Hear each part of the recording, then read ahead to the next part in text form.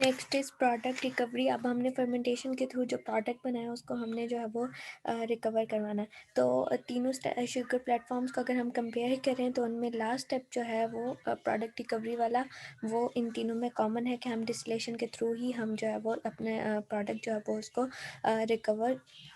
करवाएंगे। यानी cane sugar से अगर हम ले रहे हैं ग्लूकोज को,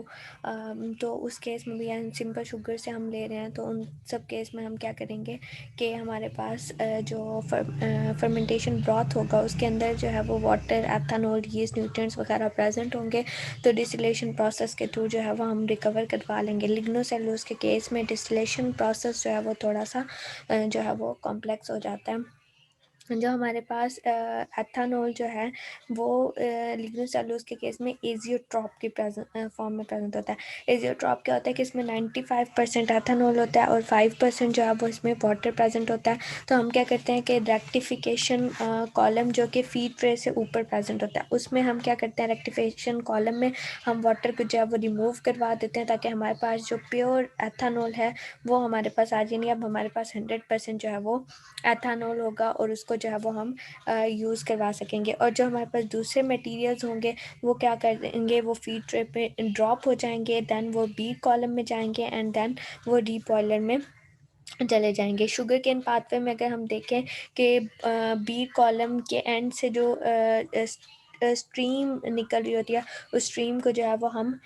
विनेस कह रहे होते हैं, और विनेस को जो है वो हम अगर फील्ड में स्प्रेड करें तो प्लांट्स उसको एज आ न्यूट्रिएंट सोर्स जो है वो यूज़ कर सकते हैं। उसके अलावा जो है वो कॉर्न वेट माइल पाथवे में बात करें तो उसमें यीस्ट या न्यूट्रिएंट्स वगैरह जो हमारे पास प्रेजेंट होते हैं, कॉलम के एंड पे जो हमें न्यूट्रिएंट्स और यीस्ट मिल रहे होते हैं, इनको भी हम एनिमल फीड में अगर हम ऐड करें तो हम उनकी फीड को इम्प्रूव कर सकते हैं। उसके अलावा कॉर्न ड्राई माइलिंग की अगर हम बात करें तो उसमें हमारे पास जो कॉर्न कर्नल होता है जो कि एथेनॉल में फर्मेंट नहीं हुआ होता, कॉर्न कर्नल जो है उसके अंदर protein, corn oil, fibre, residual starch वगैरह जो है वो प्रेजेंट होते हैं। तो इसको भी जो है वो हम एनिमल फीड के तौर पे भी यूज़ करते हैं। इसको हम DDGS कह रहे होते हैं, डिस्टिलर्स ड्राइड ग्रेन्स विद सॉल्युबल्स। इसमें जो है वो 27 to 30% जो है वो प्रोटीन प्रेजेंट होती है और एनिमल फीड के तौर पे जो है वो इसको हम यूज़ कर रहे होते हैं। इसके अलावा जो हमारे पास लिग्नोसेलुलोज और प्रोसेस होते हैं, इनमें हम जो डिस्टिलेशन का प्रोसेस क्यों करवा रहे होते हैं, ताकि हम एथेनॉल को जो है वो रिकवर करवा सकें। 100% एथेनॉल को जो है वो रिकवर करवा सकते हैं। उसके अलावा जो इसमें जो फर्मेंटेशन ब्रॉथ में जो है वो हमें इस केस में लिग्नोसेल्यूलोज के केस में मिल रहा होता है, उसमें कुछ अनकन्वर्टेड सेलुलोज, हेमी सेलुलोज वगैरह, लिग्निन जो है ये हमारे पास प्रेजेंट होता है। उसके अलावा fermentation organisms, hydrolysing enzymes, minerals, fermentation nutrients, unrecovered pre treatment chemicals, different compound जो हैं वो हमारे पास इसमें इसके फर्मेंटेशन ब्रॉथ में प्रेजेंट होते हैं, जिसको जो है वो हम जो है वो फीड स्टॉक के तौर पे यूज़ कर सकते हैं। उसके अलावा जो प्लांट मेंटेनेंस इश्यूज आ रहे होते हैं, उन चैलेंजेस को भी जो है वो हम डिसिलेशन के थ्रू जो है वो रिकवर करवा सकते हैं। लाइक जो हमारे पास प्री ट्रीटमेंट्स होते हैं जिनमें हम एसिड्स को यूज़ कर रहे होते हैं, लाइक सल्फ्यूरिक एसिड, तो उसमें हम जो है उनको जो है वो न्यूट्रलाइज़ करवा सकते हैं। लाइम को यूज़ करके हम न्यूट्रलाइजेशन करवा के जिप्सम को जो है वो प्रोड्यूस करवा सकती हैं, और जिप्सम जो है वो हीट एक्सचेंजर के तौर पे जो है वो एक्ट करता है।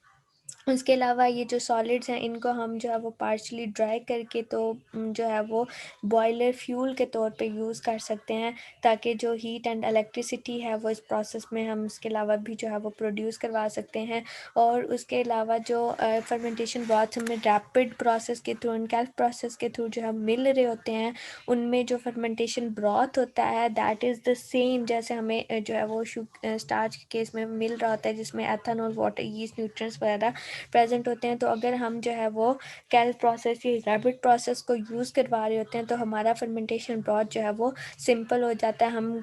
कॉम्प्लेक्सिटीज़ को जो है वो अवॉइड कर सकते हैं। उसके अलावा जो हम ये प्रोसेस करवा रहे होते हैं, उसमें जो हीट एंड पावर हम प्रोवाइड कर रहे होते हैं, वो हमने कैसे प्रोवाइड करनी है। शुगर प्लेटफ़ॉर्म की अगर हम बात करें तो उसमें जो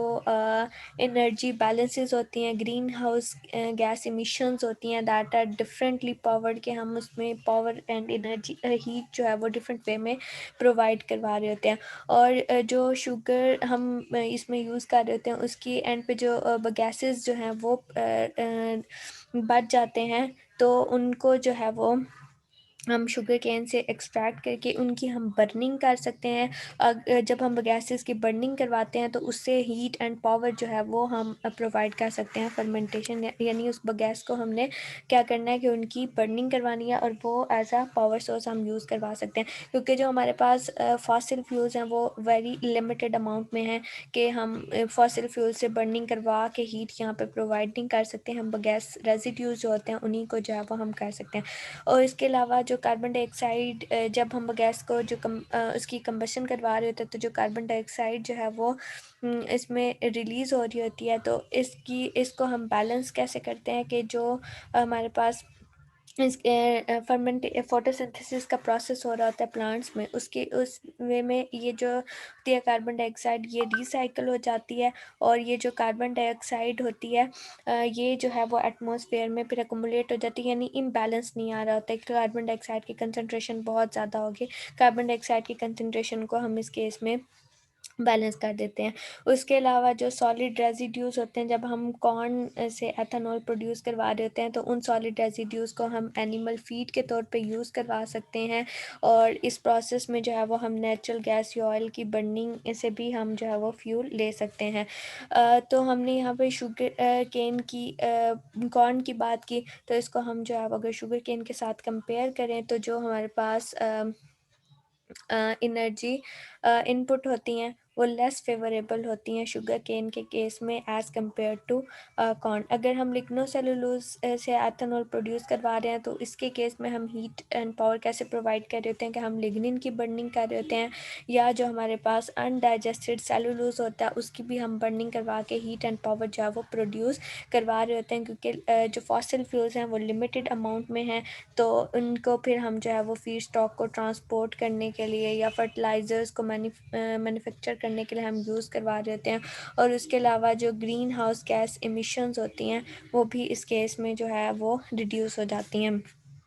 इकोनॉमिक्स ऑफ सेलुलोज़िक एथेनॉल प्रोडक्शन, अगर हम जो है एस्टिमेट करना चाह रहे हैं कि हम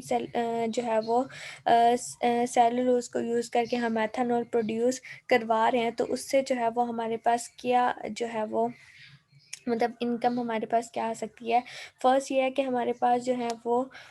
इसकी हाई यील्ड जो है वो प्रोड्यूस हो सकती हैं, और लोअर कॉस्ट जो है वो उसके थ्रू जो है वो हम हाई यील्ड को जो है वो प्रोड्यूस करवा सकते हैं। लाइक हमारे पास जो है वो अगर एक फीड स्टॉक है जिसकी कॉस्ट जो है वो $80 तक ये है, और ये हमारे पास ड्राई अमाउंट में ड्राई फॉर्म में प्रेजेंट है, तो हमारे पास जो एथेनॉल की यील्ड बनेगी वो 80 गैलन तक की जो है वो हमारे पास जो है वो बन सकती है, क्योंकि जो हमारे पास फ्यूल एथेनॉल होता है, ये जो है वो इनमें जो फीड स्टॉक कॉस्ट होती हैं वो डोमिनेट कर जाती हैं। तो हम अपने प्रॉफिट को भी मेंटेन करने के लिए तो हमें अपनी कॉस्ट को जो है वो लो रखना पड़ता है, ताकि जो है वो हम केमिकल यूसेज, जो हम प्री ट्रीटमेंट में केमिकल्स को यूज़ कर रहे थे, न्यूट्रलाइजेशन में, पीएच एडजस्टमेंट में, फर्मेंटेशन न्यूट्रिएंट्स वगैरह में जो हम केमिकल्स वगैरह यूज़ कर रहे होते हैं, तो उनकी अमाउंट जो है वो हम लो कर सकते हैं। उसके अलावा जो हमारे पास एंजाइम कॉस्ट होती है, एंजाइम्स जो कि बहुत एक्सपेंसिव होते हैं, तो एंजाइम कॉस्ट पर भी एंजाइम्स पे हमें बहुत ज़्यादा जो है वो इन्वेस्ट करना पड़ता है, तो एंजाइम की कॉस्ट जो है वो जितना पॉसिबल हो सके उसको लो रखें। करंट कॉस्ट जो है वो एंजाइम की $10 पर केजी एंजाइम जो है वो